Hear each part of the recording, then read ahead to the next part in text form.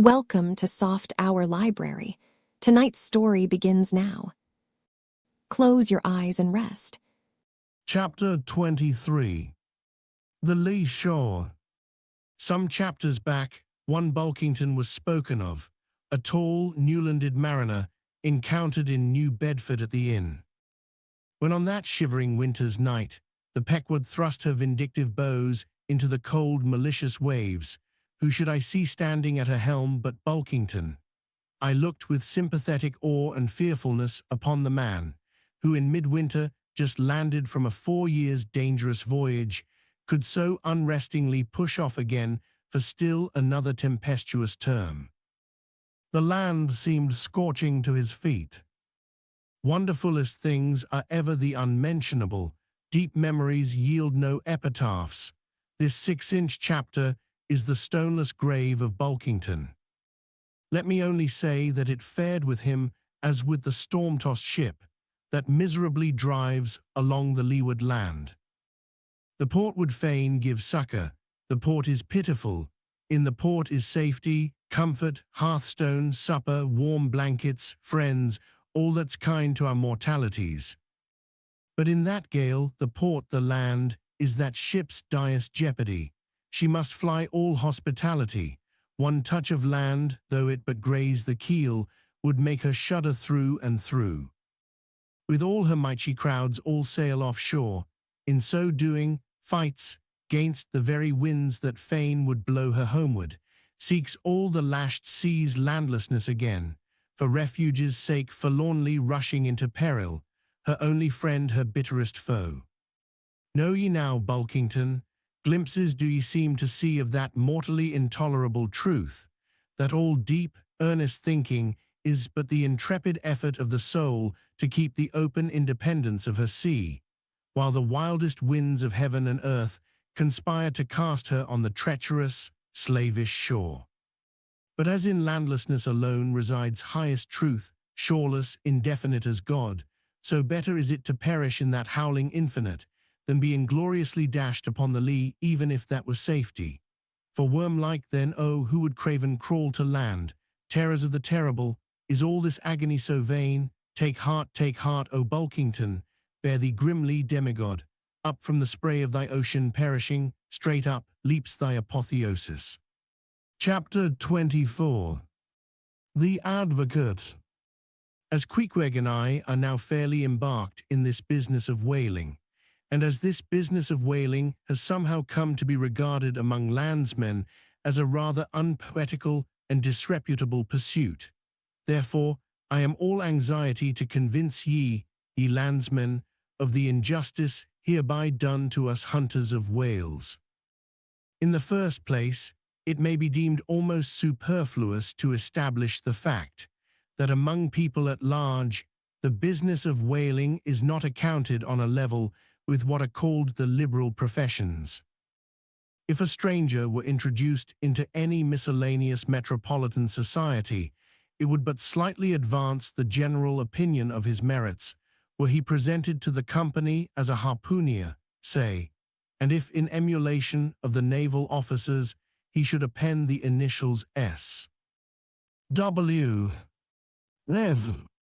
Sperm whale fishery to his visiting card, such a procedure would be deemed preeminently presuming and ridiculous.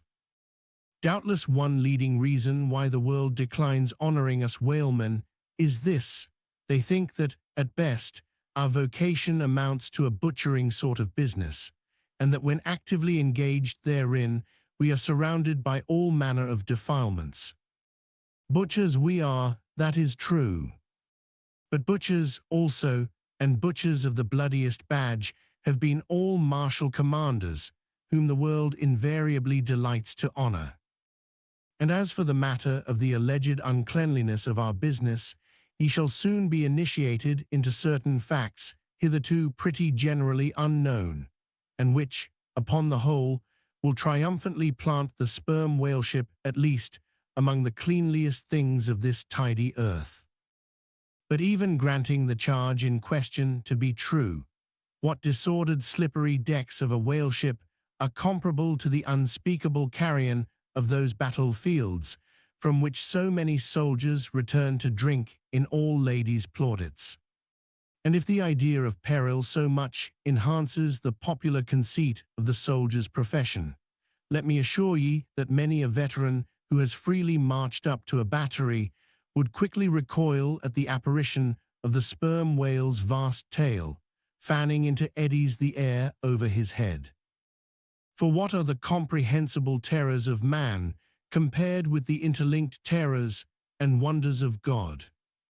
But though the world scouts at us whale hunters, yet does it unwittingly pay us the profoundest homage, yea, an all-abounding adoration, for almost all the tapers, lamps, and candles that burn round the globe burn, as before so many shrines, to our glory.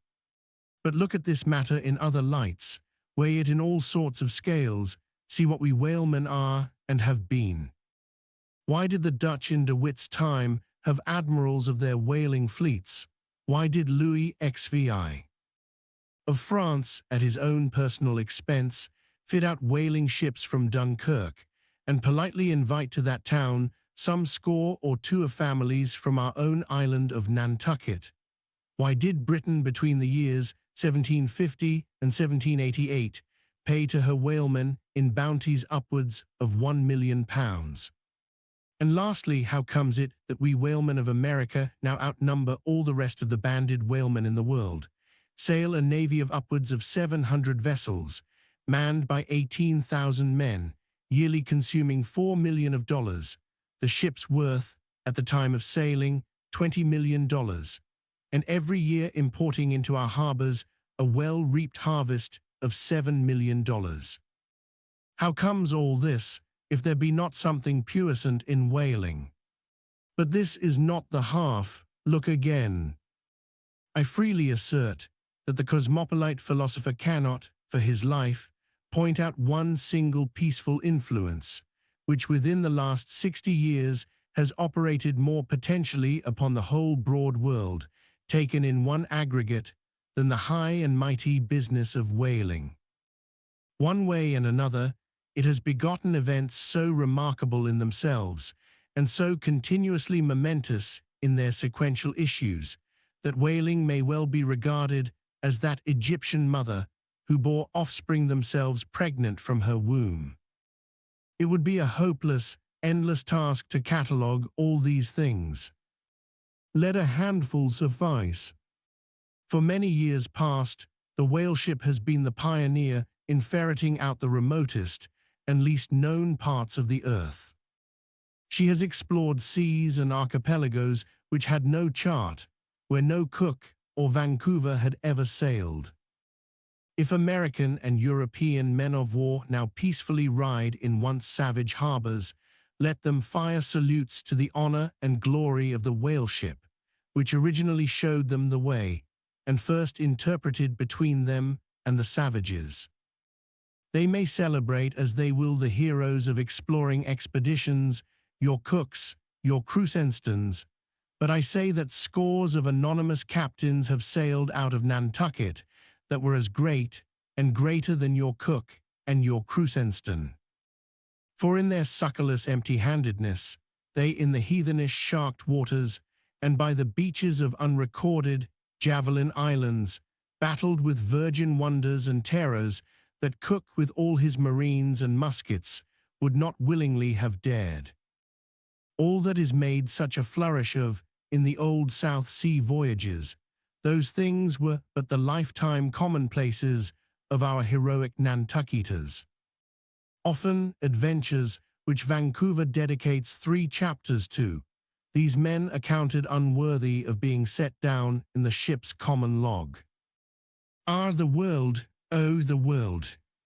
Until the whale fishery rounded Cape Horn, no commerce but colonial, scarcely any intercourse but colonial, was carried on between Europe and the long line of the opulent Spanish provinces on the Pacific coast.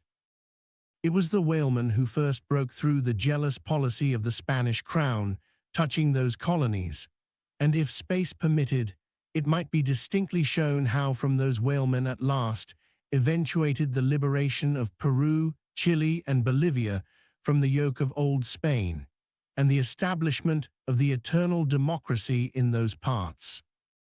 That great America on the other side of the sphere, Australia, was given to the enlightened world by the whaleman. After its first blunderborn discovery by a Dutchman, all other ships long shunned those shores as pestiferously barbarous, but the whale ship touched there. The whale ship is the true mother of that now mighty colony. Moreover, in the infancy of the first Australian settlement, the emigrants were several times saved from starvation by the benevolent biscuit of the whale ship, luckily dropping an anchor in their waters. The uncounted isles of all Polynesia confess the same truth, and do commercial homage to the whale ship that cleared the way for the missionary and the merchant, and in many cases carried the primitive missionaries to their first destinations. If that double-bolted land, Japan, is ever to become hospitable, it is the whale ship alone to whom the credit will be due, for already she is on the threshold. But if, in the face of all this, you still declare that whaling has no aesthetically noble associations connected with it, then am I ready to shiver 50 lances with you there, and unhorse you with a split helmet every time. The whale has no famous author, and whaling no famous chronicler, you will say. The whale no famous author, and whaling no famous chronicler, who wrote the first account of our Leviathan, who but mighty Job, and who composed the first narrative of a whaling voyage, who, but no less a prince than Alfred the Great, who, with his own royal pen, took down the words from other, the Norwegian whale hunter of those times, and who pronounced our glowing eulogy in Parliament, who, but Edmund Burke. True enough, but then whalemen themselves are poor devils, they have no good blood in their veins. No good blood in their veins, they have something better than royal blood there. The grandmother of Benjamin Franklin was Mary Morrill, afterwards, by marriage, Mary Folger, one of the old settlers of Nantucket, and the ancestress to a long line of Folgers and harpooneers, all kith and kin to noble Benjamin, this day darting the barbed iron from one side of the world to the other. Good again, but then all confess that somehow whaling is not respectable. Whaling not respectable, whaling is imperial. By Old English statutory law, the whale is declared a royal fish. Oh, that's only nominal. The whale himself has never figured in any grand, imposing way. The whale never figured in any grand, imposing way. In one of the mighty triumphs given to a Roman general upon his entering the world's capital, the bones of a whale, brought all the way from the Syrian coast, were the most conspicuous object in the symboled procession. See subsequent chapters for something more on this head. Grant it since you cite it, but say what you will, there is no real dignity in whaling. No dignity in whaling, the dignity of our calling the very heavens a test. Cetus is a constellation in the south. No more, drive down your hat in presence of the Tsar and take it off to Queequeg. No more, I know a man that, in his lifetime, has taken 350 whales. I account that man more honorable than that great captain of antiquity who boasted of taking as many walled towns.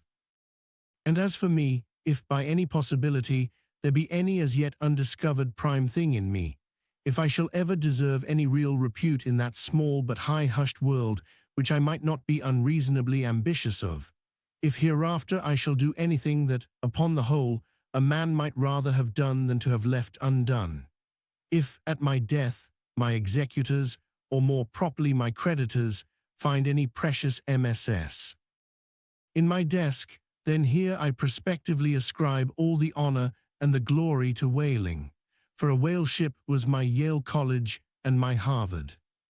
Chapter 25. Postscript. In behalf of the dignity of whaling, I would fain advance naught but substantiated facts. But after embattling his facts, an advocate who should wholly suppress a not unreasonable surmise, which might tell eloquently upon his cause, such an advocate, would he not be blameworthy? It is well known that at the coronation of kings and queens, even modern ones, a certain curious process of seasoning them for their functions is gone through. There is a saltcellar of state, so called, and there may be a caster of state. How they use the salt, precisely, who knows? Certain I am, however, that a king's head is solemnly oiled at his coronation, even as a head of salad. Can it be, though, that they anoint it with a view of making its interior run well, as they anoint machinery? Much might be ruminated here concerning the essential dignity of this regal process, because in common life we esteem but meanly and contemptibly a fellow who anoints his hair and palpably smells of that anointing. In truth, a mature man who uses hair oil, unless medicinally, that man has probably got a quaggy spot in him somewhere. As a general rule, he can't amount to much in his totality. But the only thing to be considered here is this: what kind of oil is used at coronations? Certainly it cannot be olive oil, nor macassar oil, nor castor oil, nor bear's oil, nor train oil, nor cod liver oil. What then can it possibly be but sperm oil in its unmanufactured, unpolluted state, the sweetest of all oils? Think of that, ye loyal Britons. We whalemen supply your kings and queens with coronation stuff. Chapter 26. Knights and Squires. The chief mate of the Pequod was Starbuck, a native of Nantucket and a Quaker by descent.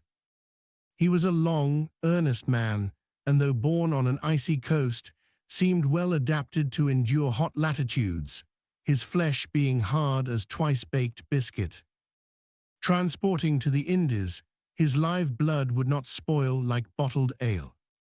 He must have been born in some time of general drought and famine, or upon one of those fast days for which his state is famous. Only some 30 arid summers had he seen.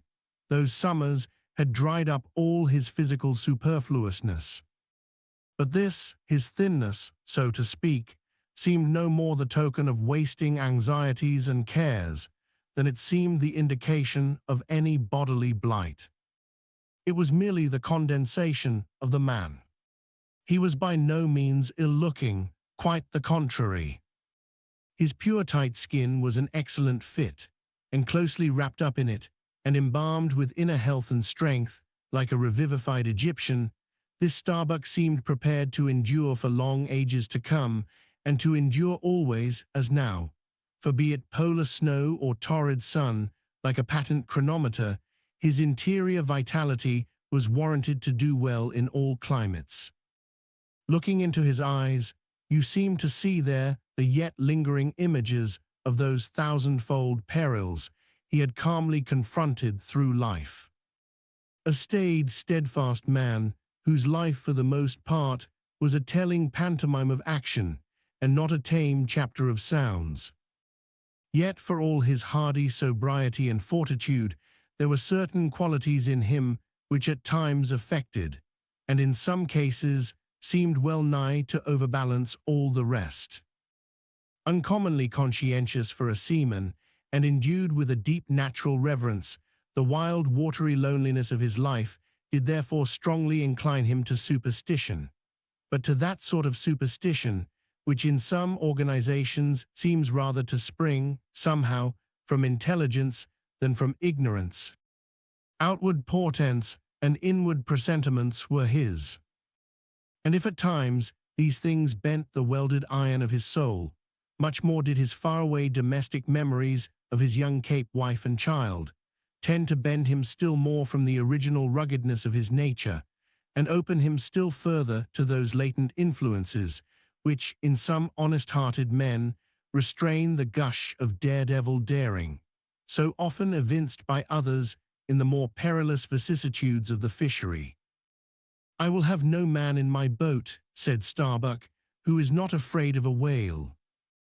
By this he seemed to mean not only that the most reliable and useful courage was that which arises from the fair estimation of the encountered peril, but that an utterly fearless man is a far more dangerous comrade than a coward. "Aye, aye," said Stubb, the second mate. "Starbuck there is as careful a man as you'll find anywhere in this fishery. But we shall ere long see what that word, careful, precisely means when used by a man like Stubb, or almost any other whale hunter." Starbuck was no crusader after perils. In him courage was not a sentiment, but a thing simply useful to him and always at hand upon all mortally practical occasions. Besides, he thought perhaps that in this business of whaling, courage was one of the great staple outfits of the ship, like her beef and her bread, and not to be foolishly wasted. Wherefore he had no fancy for lowering for whales after sundown, nor for persisting in fighting a fish that too much persisted in fighting him. For thought Starbuck, I am here in this critical ocean to kill whales for my living, and not to be killed by them for theirs, and that hundreds of men had been so killed Starbuck well knew. What doom was his own father's? Where, in the bottomless deeps, could he find the torn limbs of his brother? With memories like these in him, and moreover given to a certain superstitiousness, as has been said, the courage of this Starbuck which could, nevertheless, still flourish, must indeed have been extreme. But it was not in reasonable nature that a man so organized, and with such terrible experiences and remembrances as he had, it was not in nature that these things should fail in latently engendering an element in him, which, under suitable circumstances, would break out from its confinement, and burn all his courage up.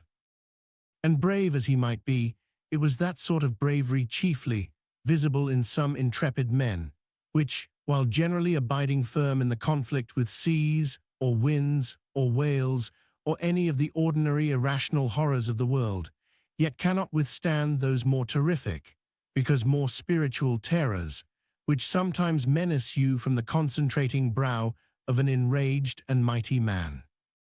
But with a coming narrative to reveal in any instance the complete abasement of poor Starbuck's fortitude, scarce might I have the heart to write it, for it is a thing most sorrowful, nay shocking, to expose the fall of valor in the soul. Men may seem detestable as joint stock companies and nations. Knaves, fools, and murderers there may be. Men may have mean and meager faces. But man, in the ideal, is so noble and so sparkling, such a grand and glowing creature, that over any ignominious blemish in him all his fellows should run to throw their costliest robes. That immaculate manliness we feel within ourselves, so far within us, that it remains intact though all the outer characters seem gone, bleeds with keenest anguish at the undraped spectacle of a valor-ruined man. Nor can piety itself, at such a shameful sight, completely stifle her upbraidings against the permitting stars. But this august dignity I treat of is not the dignity of kings and robes, but that abounding dignity which has no robed investiture. Thou shalt see it shining in the arm that wields a pick or drives a spike, that democratic dignity which on all hands radiates without end from God himself, the great God absolute, the center and circumference of all democracy, his omnipresence, our divine equality. If then to meanest mariners and renegades and castaways I shall hereafter ascribe high qualities, though dark, weave round them tragic graces, if even the most mournful, perchance the most abased, among them all, shall at times lift himself to the exalted mounts, if I shall touch that workman's arm with some ethereal light, if I shall spread a rainbow over his disastrous set of sun, then against all mortal critics bear me out in it, thou just spirit of equality, which hast spread one royal mantle of humanity over all my kind.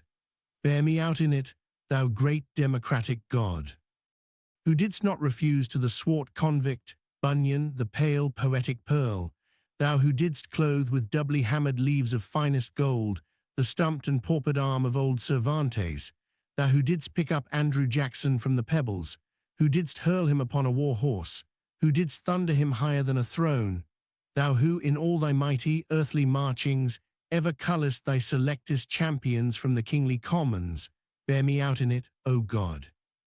Chapter 27. Knights and Squires. Stubb was the second mate. He was a native of Cape Cod, and hence, according to local usage, was called a Cape Cod man. A happy-go-lucky, neither craven nor valiant, taking perils as they came with an indifferent air, and while engaged in the most imminent crisis of the chase, toiling away, calm and collected as a journeyman joiner engaged for the year. Good-humored, easy, and careless, he presided over his whaleboat as if the most deadly encounter were but a dinner, and his crew all invited guests. He was as particular about the comfortable arrangement of his part of the boat as an old stage driver is about the snugness of his box. When close to the whale, in the very deathlock of the fight, he handled his unpitying lance coolly and off-handedly, as a whistling tinker his hammer. He would hum over his old rig-a-dig tunes, while flank and flank with the most exasperated monster. Long usage had, for this Stubb, converted the jaws of death into an easy chair. What he thought of death itself, there is no telling. Whether he ever thought of it at all might be a question, but if he ever did chance to cast his mind that way after a comfortable dinner, no doubt, like a good sailor, he took it to be a sort of call of the watch to tumble aloft and bestir themselves there about something which he would find out when he obeyed the order, and not sooner. What perhaps with other things made Stubb such an easygoing, unfearing man, so cheerily trudging off with the burden of life in a world full of grave peddlers, all bowed to the ground with their packs, what helped to bring about that almost impious good humor of his? That thing must have been his pipe. For like his nose, his short, black little pipe was one of the regular features of his face. You would almost as soon have expected him to turn out of his bunk without his nose as without his pipe. He kept a whole row of pipes there ready loaded, stuck in a rack, within easy reach of his hand, and whenever he turned in, he smoked them all out in succession, lighting one from the other to the end of the chapter, then loading them again to be in readiness anew. For when Stubb dressed, instead of first putting his legs into his trousers, he put his pipe into his mouth. I say this continual smoking must have been one cause, at least, of his peculiar disposition, for everyone knows that this earthly air, whether ashore or afloat, is terribly infected with the nameless miseries of the numberless mortals who have died exhaling it, and as in time of the cholera, some people go about with a camphorated handkerchief to their mouths, so likewise, against all mortal tribulations, Stubb's tobacco smoke might have operated as a sort of disinfecting agent. The third mate was Flask, a native of Tisbury in Martha's Vineyard. A short, stout, ruddy young fellow, very pugnacious concerning whales, who somehow seemed to think that the great leviathans had personally and hereditarily affronted him, and therefore it was a sort of point of honor with him to destroy them whenever encountered. So utterly lost was he to all sense of reverence for the many marvels of their majestic bulk and mystic ways, and so dead to anything like an apprehension of any possible danger from encountering them, that in his poor opinion the wondrous whale was but a species of magnified mouse, or at least water rat, requiring only a little circumvention and some small application of time and trouble in order to kill and boil. This ignorant, unconscious fearlessness of his made him a little waggish in the matter of whales. He followed these fish for the fun of it, and a 3 years' voyage round Cape Horn was only a jolly joke that lasted that length of time. As a carpenter's nails are divided into wrought nails and cut nails, so mankind, may be similarly divided. Little Flask was one of the wrought ones, made to clinch tight and last long. They called him King Post on board of the Pequod, because, in form, he could be well likened to the short, square timber known by that name in Arctic whalers, and which by the means of many radiating side timbers inserted into it, serves to brace the ship against the icy concussions of those battering seas. Now these three mates, Starbuck, Stubb, and Flask, were momentous men. They it was who, by universal prescription, commanded three of the Pequod's boats as headsmen. In that grand order of battle, in which Captain Ahab would probably marshal his forces to descend on the whales, these three headsmen were as captains of companies. Or being armed with their long, keen whaling spears, they were as a picked trio of lancers, even as the harpooneers were flingers of javelins.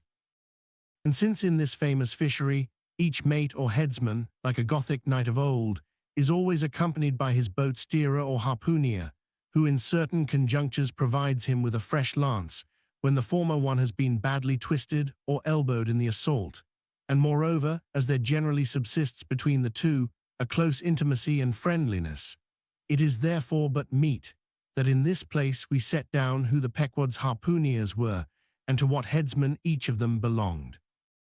First of all was Queequeg, whom Starbuck, the chief mate, had selected for his squire. But Queequeg is already known. Next was Tashtego, an unmixed Indian from Gay Head, the most westerly promontory of Martha's Vineyard, where there still exists the last remnant of a village of red men, which has long supplied the neighboring island of Nantucket with many of her most daring harpooneers. In the fishery, they usually go by the generic name of Gay Headers. Tashtego's long, lean, sable hair, his high cheekbones and black rounding eyes, for an Indian, oriental in their largeness, but Antarctic in their glittering expression, all this sufficiently proclaimed him an inheritor of the unvitiated blood of those proud warrior hunters, who, in quest of the great New England moose, had scoured, bow in hand, the aboriginal forests of the But no longer snuffing in the trail of the wild beasts of the woodland, Tashtego now hunted in the wake of the great whales of the sea, the unerring harpoon of the sun fitly replacing the infallible arrow of the sires. To look at the tawny brawn of his lithe, snaky limbs, you would almost have credited the superstitions of some of the earlier Puritans, and half believed this wild Indian to be a son of the prince of the powers of the air. Tashtego was Stubb, the second mate's squire. Third among the harpooneers was Daggoo, a gigantic, coal-black Negro savage with a lion-like tread, an Ahasuerus to behold. Suspended from his ears were two golden hoops, so large that the sailors called them ring bolts, and would talk of securing the topsail halyards to them. In his youth, Daggoo had voluntarily shipped on board of a whaler, lying in a lonely bay on his native coast. And never having been anywhere in the world but in Africa, Nantucket, and the pagan harbors most frequented by whalemen, and having now led for many years the bold life of the fishery in the ships of owners, uncommonly heedful of what manner of men they shipped, Daggoo retained all his barbaric virtues, and erect as a giraffe, moved about the decks in all the pomp of 6 feet 5 in his socks. There was a corporeal humility in looking up at him, and a white man standing before him seemed a white flag come to beg truce of a fortress. Curious to tell, this imperial Negro, Ahasuerus Daggoo, was the squire of Little Flask, who looked like a chessman beside him. As for the residue of the Pequod's company, be it said, that at the present day not 1 in 2 of the many thousand men before the mast employed in the American whale fishery are Americans born, though pretty nearly all the officers are. Herein it is the same with the American whale fishery as with the American army and military and merchant navies, and the engineering forces employed in the construction of the American canals and railroads.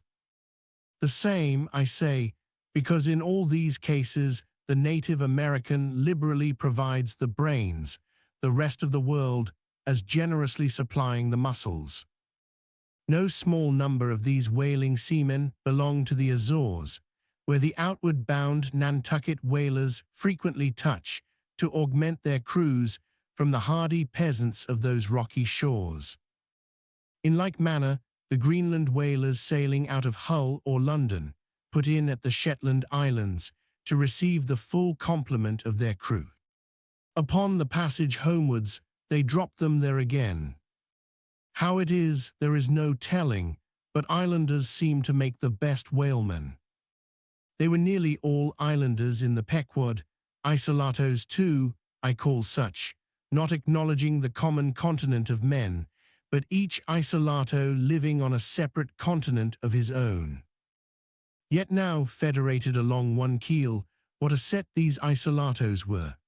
An Anacharsis Klutz deputation from all the isles of the sea and all the ends of the earth, accompanying old Ahab in the Pequod to lay the world's grievances before that bar from which not very many of them ever come back. Black little Pip, he never did, oh no, he went before. Poor Alabama boy, on the grim Pequod's forecastle, ye shall ere long see him beating his tambourine, prelusive of the eternal time when sent for to the great quarterdeck on high, he was bid strike in with angels and beat his tambourine in glory, called a coward here, hailed a hero there. Chapter 28. Ahab. For several days after leaving Nantucket, nothing above hatches was seen of Captain Ahab. The mates regularly relieved each other at the watches, and for aught that could be seen to the contrary, they seemed to be the only commanders of the ship. Only they sometimes issued from the cabin with orders so sudden and peremptory that after all it was plain they but commanded vicariously. Yes, their supreme lord and dictator was there, though hitherto unseen by any eyes, not permitted to penetrate into the now sacred retreat of the cabin. Every time I ascended to the deck from my watches below, I instantly gazed aft to mark if any strange face were visible, for my first vague disquietude touching the unknown captain, now in the seclusion of the sea, became almost a perturbation. This was strangely heightened at times by the ragged Elijah's diabolical incoherences uninvitedly recurring to me, with a subtle energy I could not have before conceived of. But poorly could I withstand them. Much as in other moods, I was almost ready to smile at the solemn whimsicalities of that outlandish prophet of the wharves. But whatever it was of apprehensiveness or uneasiness, to call it so, which I felt, yet whenever I came to look about me in the ship, it seemed against all warrantry to cherish such emotions. For though the harpooneers, with the great body of the crew, were a far more barbaric, heathenish, and motley set than any of the tame merchant ship companies which my previous experiences had made me acquainted with, still I ascribed this, and rightly ascribed it, to the fierce uniqueness of the very nature of that wild Scandinavian vocation in which I had so abandonedly embarked. But it was especially the aspect of the three chief officers of the ship, the mates, which was most forcibly calculated to allay these colorless misgivings and induce confidence and cheerfulness in every presentment of the voyage. Three better, more likely sea officers and men, each in his own different way, could not readily be found, and they were every one of them Americans, a Nantucketer, a Vineyarder, a Cape man. Now it being Christmas when the ship shot from out her harbor, for a space we had biting polar weather, though all the time running away from it to the southward, and by every degree and minute of latitude which we sailed, gradually leaving that merciless winter and all its intolerable weather behind us. It was one of those less lowering, but still grey and gloomy enough mornings of the transition, when with a fair wind The ship was rushing through the water with a vindictive sort of leaping and melancholy rapidity that as I mounted to the deck at the call of the forenoon watch, so soon as I levelled my glance towards the taffrail, foreboding shivers ran over me. Reality outran apprehension. Captain Ahab stood upon his quarterdeck. There seemed no sign of common bodily illness about him, nor of the recovery from any. He looked like a man cut away from the stake, when the fire has overrunningly wasted all the limbs without consuming them, or taking away one particle from their compacted aged robustness. His whole high, broad form seemed made of solid bronze, and shaped in an unalterable mould, like Cellini's cast Perseus.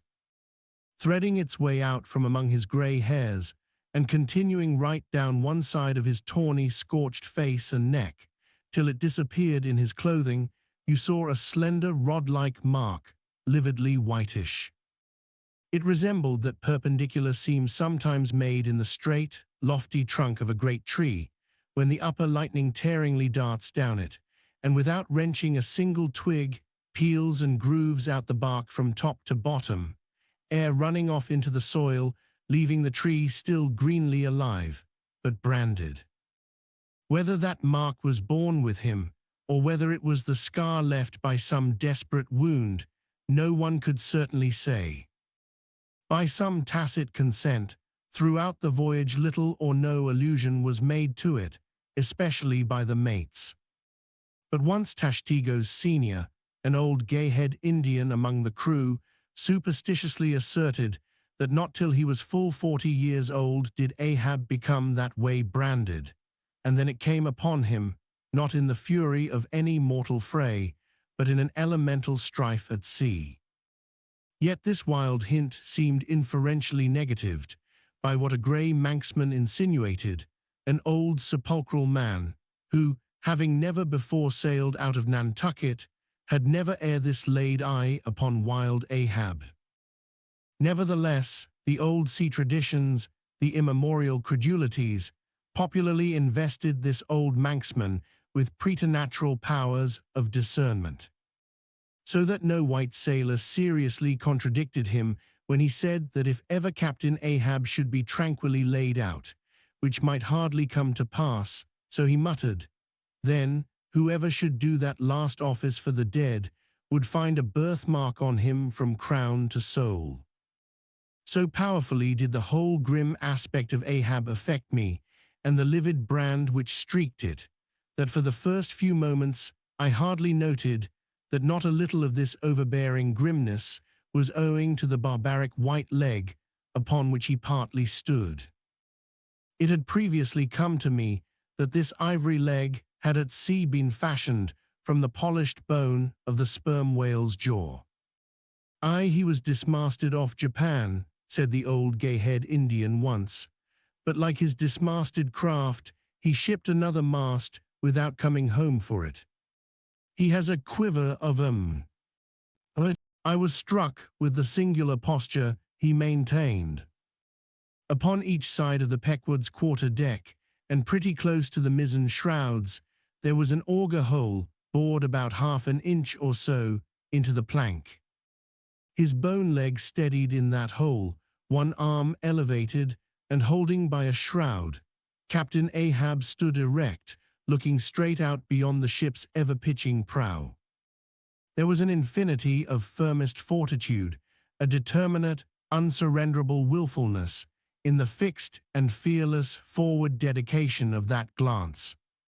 Not a word he spoke, nor did his officers say aught to him, though by all their minutest gestures and expressions they plainly showed the uneasy, if not painful, consciousness of being under a troubled master eye. And not only that, but moody-stricken Ahab stood before them with a crucifixion in his face, in all the nameless, regal, overbearing dignity of some mighty woe. Ere long, from his first visit in the air, he withdrew into his cabin. But after that morning, he was every day visible to the crew, either standing in his pivot hole or seated upon an ivory stool he had, or heavily walking the deck. As the sky grew less gloomy, indeed, began to grow a little genial, he became still less and less a recluse. As if, when the ship had sailed from home, nothing but the dead, wintry bleakness of the sea had then kept him so secluded. And by it came to pass that he was almost continually in the air. But as yet, for all that he said, or perceptibly did, on the at last sunny deck, he seemed as unnecessary there as another mast. But the Pequod was only making a passage now, not regularly cruising. Nearly all whaling preparatives needing supervision the mates were fully competent to, so that there was little or nothing out of himself to employ or excite Ahab now, and thus chase away, for that one interval, the clouds that layer upon layer were piled upon his brow, as ever all clouds choose the loftiest peaks to pile themselves upon. Nevertheless, ere long, the warm, warbling persuasiveness of the pleasant, holiday weather we came to seemed gradually to charm him from his mood. For as when the red-cheeked, dancing girls, April and May, trip home to the wintry, misanthropic woods, even the barest, ruggedest, most thunder-cloven old oak will at least send forth some few green sprouts to welcome such glad-hearted visitants. So Ahab did, in the end, a little respond to the playful allurings of that girlish air. More than once did he put forth the faint blossom of a look, which, in any other man, would have soon flowered out in a smile. Chapter 29. Enter Ahab, to him Stabu. Some days elapsed, and icebergs all astern, the Pequod now went rolling through the bright Quito spring, which, at sea, almost perpetually reigns on the threshold of the eternal August of the tropic.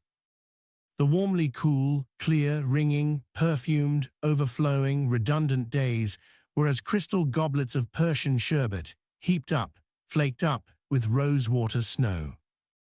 The starred and stately nights seemed haughty dames in jeweled velvets, nursing at home in lonely pride the memory of their absent conquering earls, the golden-helmeted suns. For sleeping man, 'twas hard to choose between such winsome days and such seducing nights. But all the witcheries of that unwaning weather did not merely lend new spells and potencies to the outward world. Inward they turned upon the soul, especially when the still mild hours of eve came on. Then memory shot her crystals as the clear ice most forms of noiseless twilights. And all these subtle agencies, more and more they wrought on Ahab's texture. Old age is always wakeful, as if, the longer linked with life, the less man has to do with aught that looks like death. Among sea commanders, the old greybeards will oftenest leave their berths to visit the night-cloaked deck. It was so with Ahab, only that now of late he seemed so much to live in the open air that, truly speaking, his visits were more to the cabin than from the cabin to the planks. "It feels like going down into one's tomb," he would mutter to himself, "for an old captain like me to be descending this narrow scuttle to go to my grave-dug berth." So almost every 24 hours, when the watches of the night were set, and the band on deck sentineled the slumbers of the band below, and when if a rope was to be hauled upon the forecastle, the sailors flung it not rudely down, as by day, but with some cautiousness dropped it to its place for fear of disturbing their slumbering shipmates. When this sort of steady quietude would begin to prevail, habitually, the silent steersman would watch the cabin scuttle. And ere long the old man would emerge, gripping at the iron banister, to help his crippled way. Some considering touch of humanity was in him, for at times like these he usually abstained from patrolling the quarterdeck, because to his wearied mates, seeking repose within 6 inches of his ivory heel, such would have been the reverberating crack and din of that bony step, that their dreams would have been on the crunching teeth of sharks. But once the mood was on him too deep for common regardings, and as with heavy lumber-like pace he was measuring the ship from taffrail to mainmast Stubb, the old second mate, came up from below with a certain unassured, deprecating humorousness, hinted that if Captain Ahab was pleased to walk the planks, then no one could say nay, but there might be some way of muffling the noise, hinting something indistinctly and hesitatingly about a globe of tow and the insertion into it of the ivory heel. "Ah, Stubb, thou didst not know Ahab then." "Am I a cannonball, Stubb," said Ahab, "that thou wouldst wad me that fashion? But go thy ways, I had forgot. Below to thy nightly grave, where such as ye sleep between shrouds, to use ye to the filling one at last. Down, dog, and kennels." Starting at the unforeseen concluding exclamation of the so suddenly scornful old man, Stubb was speechless a moment, then said excitedly, "I am not used to be spoken to that way, sir. I do but less than half like it, sir." "Avast," gritted Ahab between his set teeth, and violently moving away, as if to avoid some passionate temptation. "No, sir, not yet," said Stubb, emboldened. "I will not tamely be called a dog, sir." "Then be called 10 times a donkey, and a mule, and an ass, and begone, or I'll clear the world of thee." As he said this, Ahab advanced upon him with such overbearing terrors in his aspect that Stubb involuntarily retreated.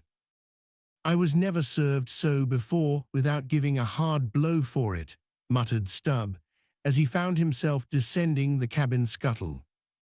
"It's very queer." "Stop, Stubb, somehow now I do well know whether to go back and strike him, or what's that, down here on my knees and pray for him. Yes, that was the thought coming up in me, but it would be the first time I ever did pray. It's queer, very queer, and he's queer too. I take him fore and aft, he's about the queerest old man Stubb ever sailed with. How he flashed at me, his eyes like powder pans. Is he mad? Anyway, there's something on his mind, as sure as there must be something on a deck when it cracks. He ain't in his bed now, either, more than 3 hours out of the 24, and he don't sleep then. Didn't that doughboy, the steward, tell me that of a morning he always finds the old man's hammock clothes all rumpled and tumbled, and the sheets down at the foot, and the coverlid almost tied into knots, and the pillow a sort of frightful hot, as though a baked brick had been on it? A hot old man. I guess he's got what some folks ashore call a conscience. It's a kind of tic-dolly-row, they say, worse nor a toothache. Well, well, I don't know what it is, but the Lord keep me from catching it. He's full of riddles. I wonder what he goes into the after-hold for every night, as Doughboy tells me he suspects. What's that for, I should like to know? Who's made appointments with him in the hold? Ain't that queer now? But there's no telling, it's the old game. Here goes for a snooze. Damn me, it's worth a fellow's while to be born into the world, if only to fall right asleep. And now that I think of it, that's about the first thing babies do, and that's a sort of queer too. Damn me, but all things are queer, come to think of 'em. But that's against my principles. Think not is my 11th commandment, and sleep when you can is my 12th, so here goes again. But how's that? Didn't he call me a dog? Blazes, he called me 10 times a donkey and piled a lot of jackasses on top of that. He might as well have kicked me and done with it. Maybe he did kick me, and I didn't observe it. I was so taken all aback with his brow, somehow. It flashed like a bleached bone. What the devil's the matter with me? I don't stand right on my legs. Coming afoul of that old man has a sort of turned me wrong side out. By the Lord, I must have been dreaming, though how, but the only way's to stash it, so here goes to hammock again, and in the morning I'll see how this plaguey juggling thinks over by daylight.